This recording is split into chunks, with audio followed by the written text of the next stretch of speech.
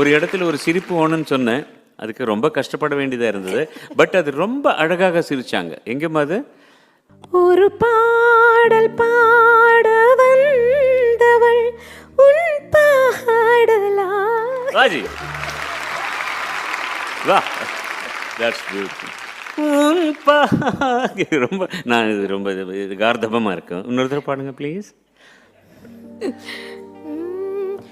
ஒரு பாடல்